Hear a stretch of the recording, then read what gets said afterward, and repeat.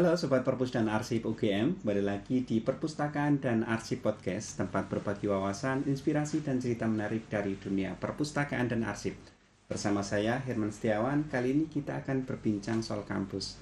Siapa nih Sobat Perpus dan Arsip yang sering mampir ke Perpustakaan dan Arsip UGM atau malah belum pernah sama sekali? Wah, kalau belum sayang sekali ya.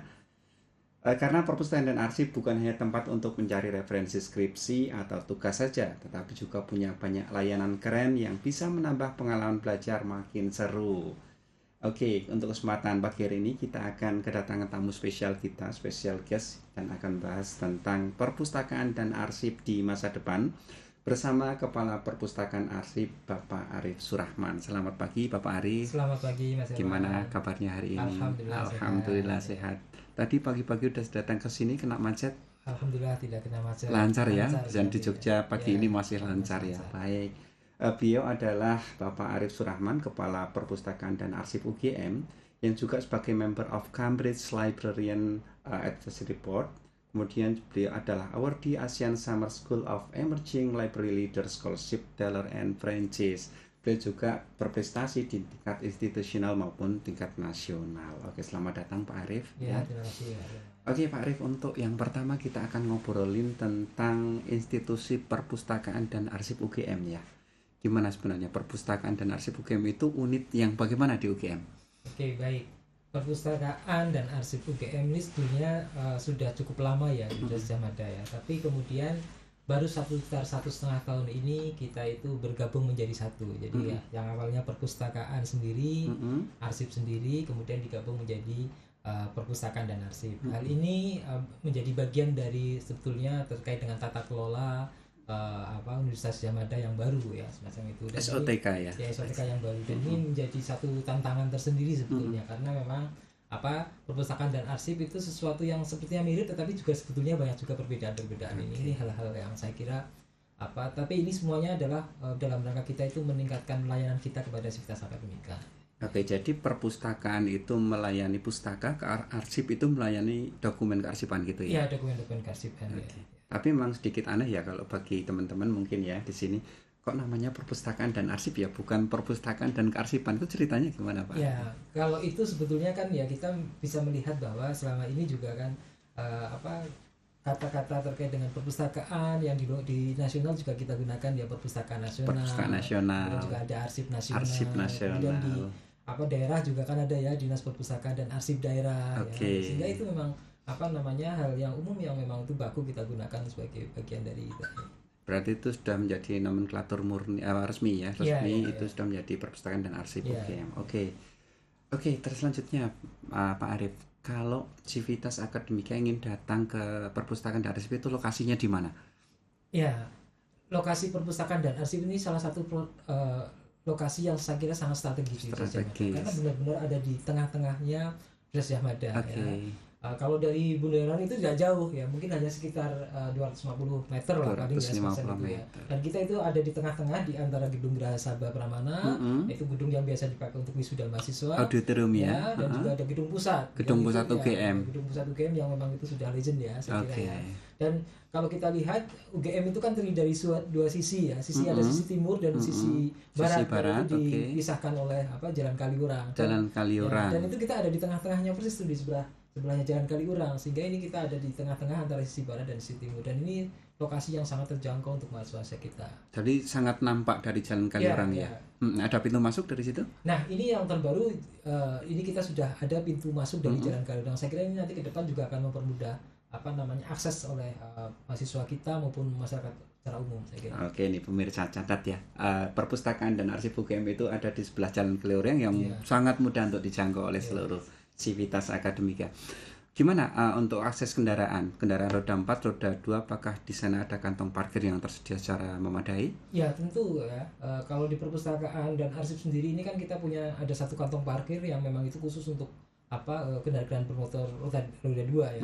Sedangkan untuk roda 4 itu kita juga di depan jalan di depan perpustakaan dan arsip itu kita bisa manfaatkan, atau di Geraha Sabah Pramana itu juga ada yang sangat luas untuk bisa kita lakukan untuk akses parkir, saya kira.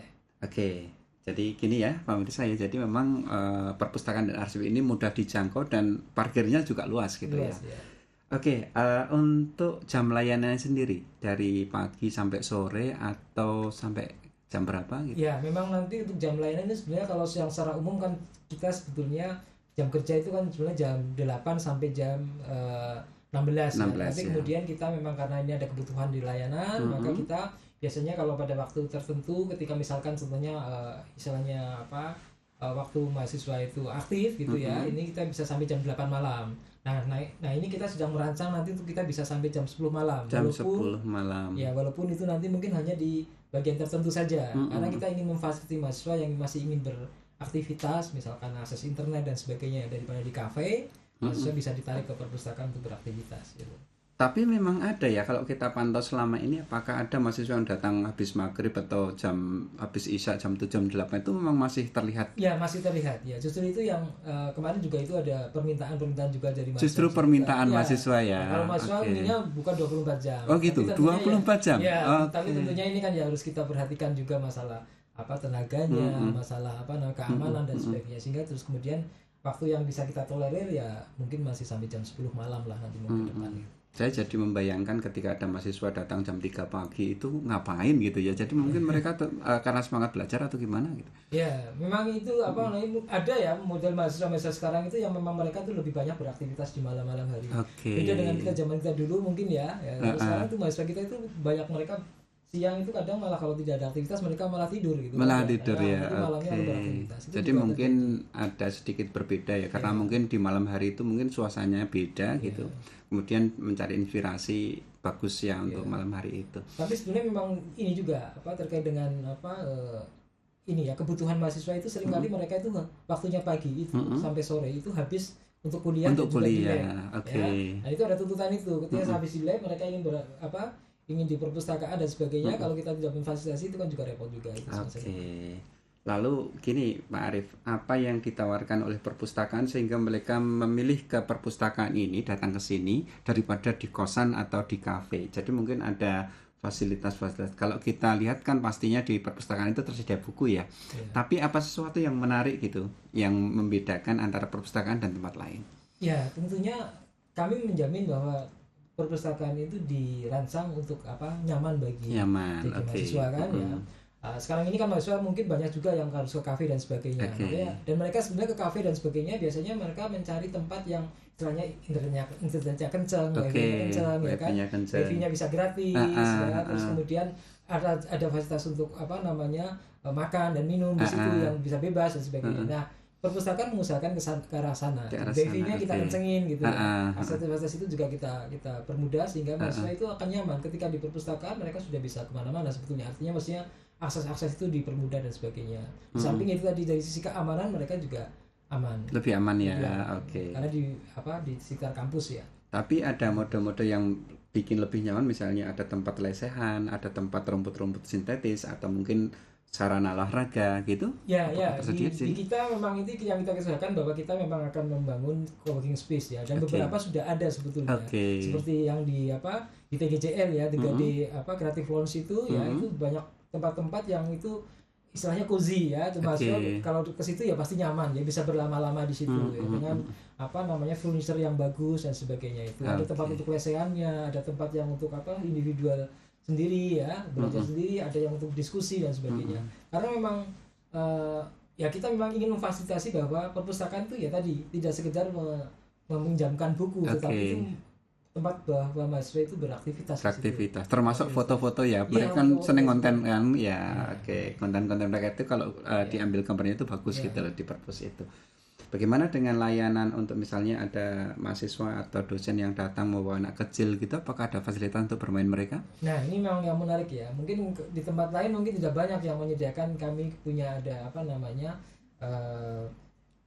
kid corners kid corners. Jadi sebenarnya untuk mengantisipasi agar itu tadi ketika ada mahasiswa S2, S3 terutama biasanya yang sudah berkeluarga, anak kecil gitu ya, dan bapak ibu dosen gitu, mereka ingin beraktivitas di perpustakaan dan kemudian biar anaknya nggak bosan gitu, mereka bisa masukkan ke itu, ke Kids Corner itu, dilayangkan di Kids Corner itu. Menarik nih pemirsa. Jadi yang bawa anak kecil tetap ada ruang untuk mereka Ya. bermain-main ya, tidak bosan gitu ya.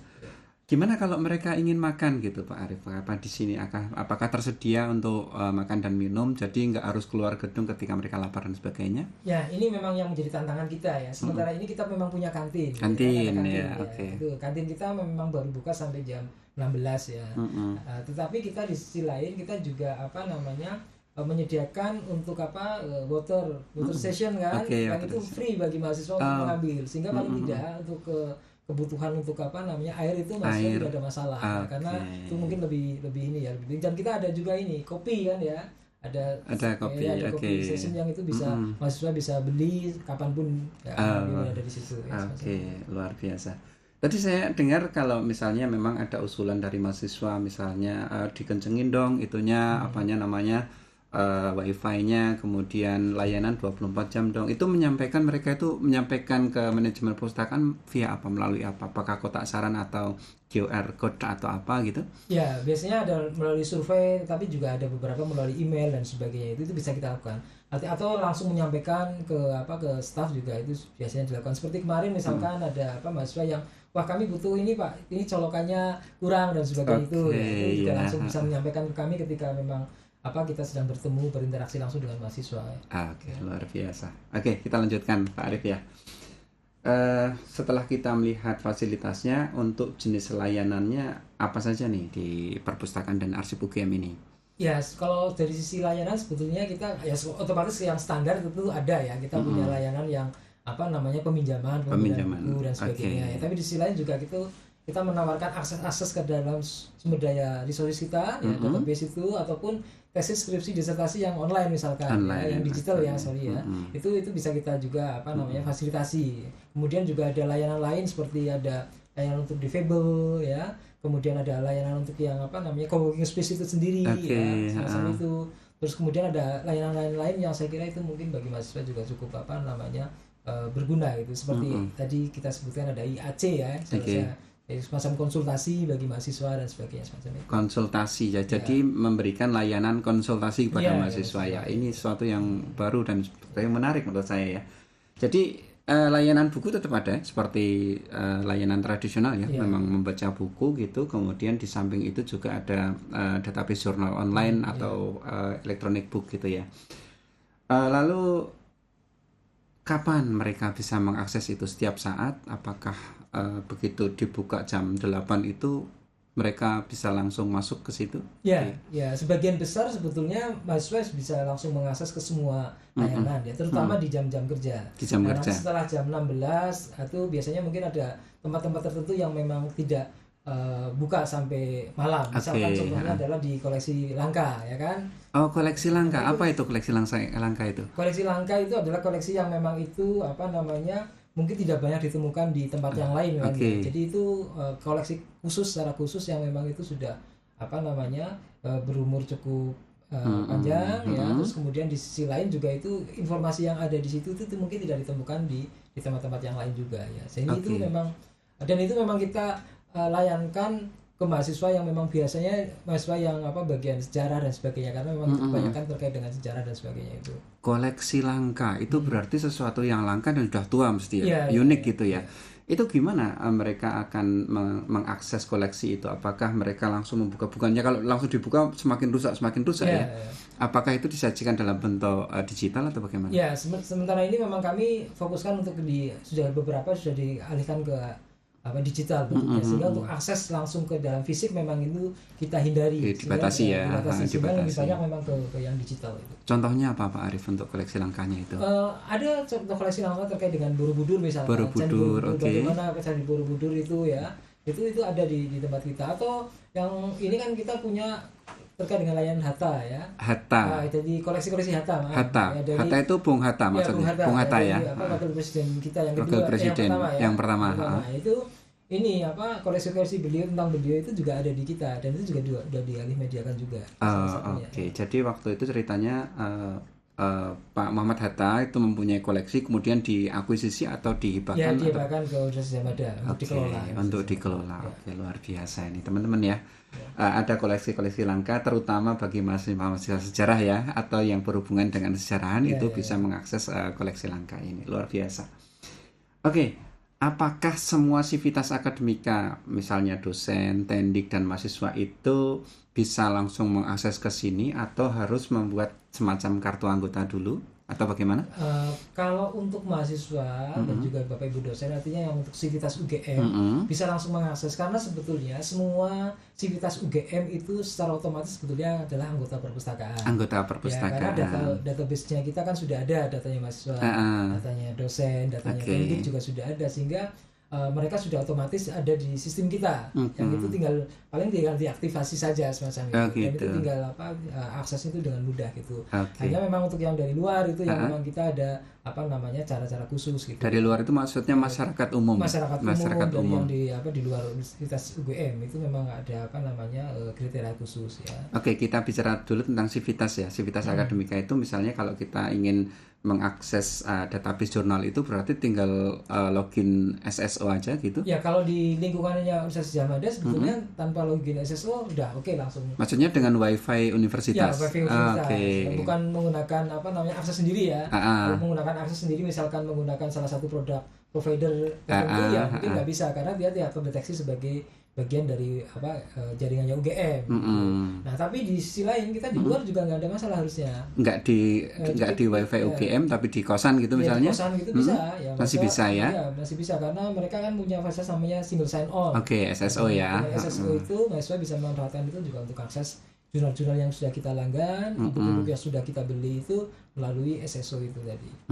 Ini masih di sivitas akademika nih. Kalau kita langganan kita akses langganan jurnal oke ya dengan cara seperti itu. Kalau ingin akses buku fisiknya gimana?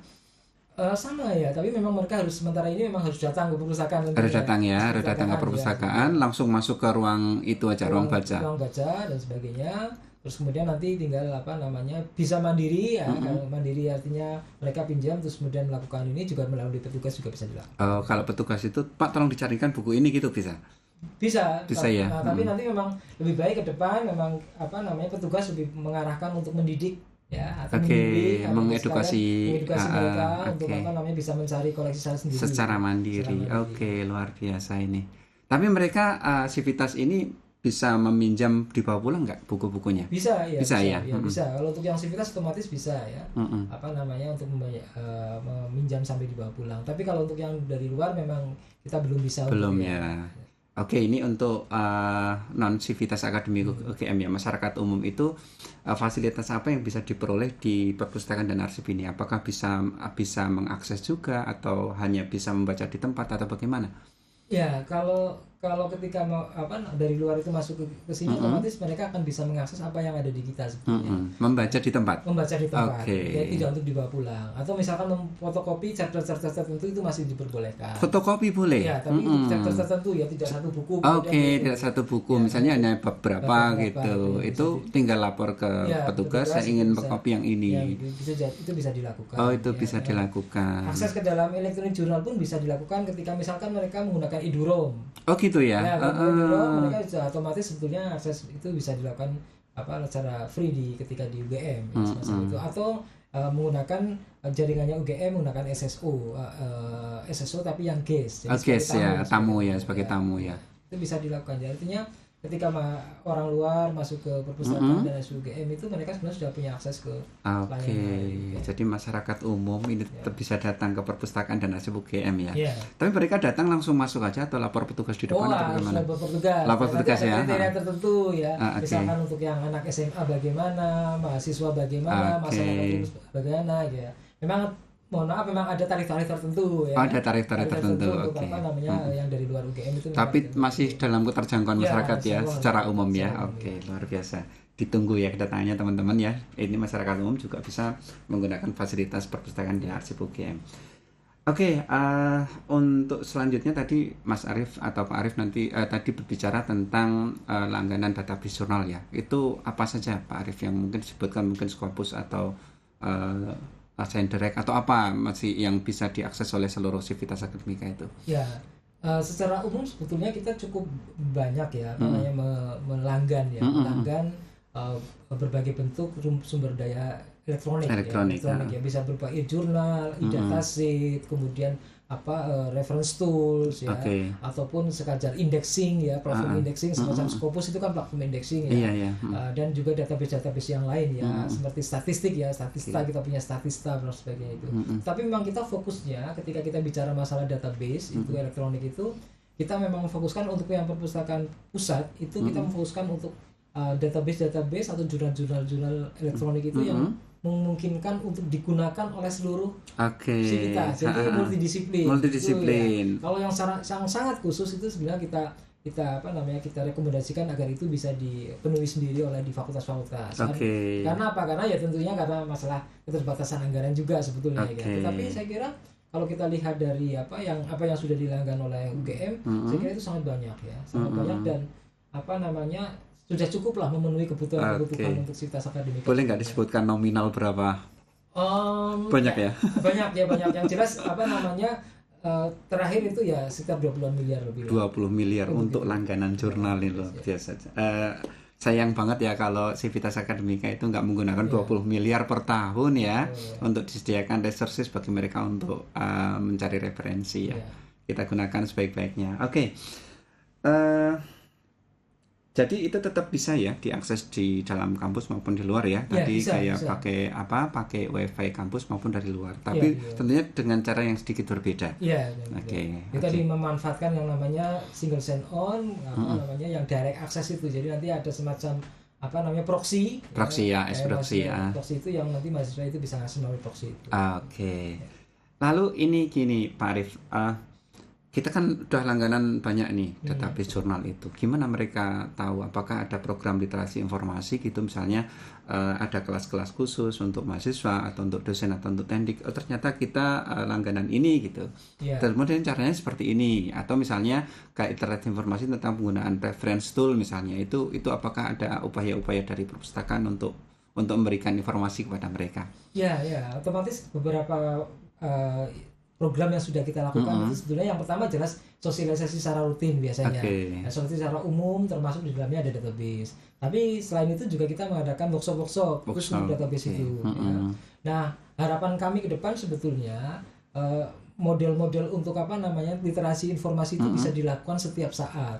Berkala gitu. Ya, berkala dan juga bisa setiap saat. Setiap saat juga. Itu bisa kita melakukan literasi kepada mahasiswa itu. Makanya yang terus kemudian muncul ide-ide terkait dengan ada library klinik ya, yang ini akan kita luncurkan itu ya. Mungkin sudah waktu dekat ini sudah diluncurkan ya. Yang istilahnya itu memberikan kesempatan kepada mahasiswa atau sivitas itu untuk belajar bagaimana itu tadi melakukan elektronik dan sebagainya, apapun yang ingin mereka ketahui terkait itu bisa dilayani dengan perjanjian setiap hari sebetulnya gitu ya. Ini yang dalam waktu dekat ini sudah coba kita lakukan gitu, semacam itu. Jadi mahasiswa itu bisa datang langsung ke sini untuk meminta itu, atau mungkin diprogramkan. Sementara ini melalui form ada melalui form ya. Ada form untuk meminta janjian dulu. Tapi ke depan kalau itu sudah rutin, saya kira itu nanti bisa secara otomatis ada tempat khusus untuk mahasiswa ketika ingin bertanya kepada perpustakaan kita terkait dengan database, itu bisa dilakukan, saya kira itu ke depan itu. Ya. Masih ini terkait tentang literasi informasi. Misalnya kita dengan workshop atau kelas-kelas itu biasanya secara luring atau daring? Kita bisa lakukan dua-duanya. Ya. Kalau mungkin praktis dan lebih seringnya memang sebetulnya lebih ke daring ya. Cuman memang daring kan biasanya yang ikut itu kadang cuma ikut tetapi terus kemudian tidak serius gitu. Nah, ini kita tetap memfasilitasi karena kita juga punya lab komputer yang bisa untuk memenuhi itu sebetulnya gitu ya. Jadi artinya kalau kita mau bikin kelas-kelas tertentu itu pun bisa gitu. Kita juga bekerja sama dengan beberapa provider ya, yang secara rutin kita mengadakan training khusus untuk yang database ini.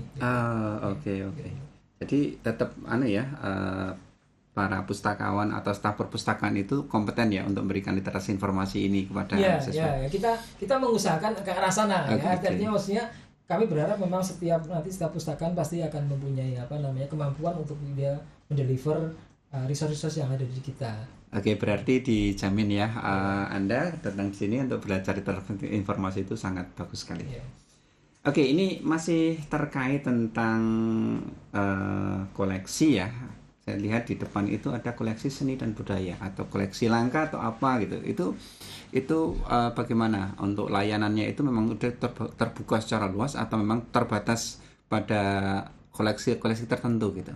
Oh, tadi yang mungkin tadi sudah saya singgung ya di awal ya, bahwa ini masuk ke dalam koleksi-koleksi yang memang itu dikelola secara khusus di lantai 3 ya. Lantai 3. Lantai 3 di gedung perpustakaan. Nah, ini memang ya sebetulnya masyarakat secara umum bisa mengaksesnya itu. Cuman memang tadi yang melalui fasilitas digital yang sudah ada semacam itu. Jadi memang sekarang kita memang fokuskan karena itu tadi koleksi langka yang itu mungkin secara fisik sudah nggak bagus, sehingga kita memfokuskan mereka untuk bisa mengaksesnya secara digital sebetulnya. Tapi bisa juga diakses dari luar sana? Dari luar bisa kita akses untuk katalognya. Oh, katalognya. Katalognya dari sana sampai kepada mungkin 10 halaman awal ya. Oke.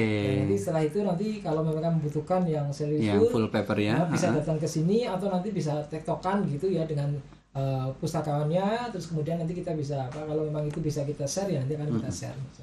Oke, ini terakhir Pak Arief ya, karena waktu kita terbatas.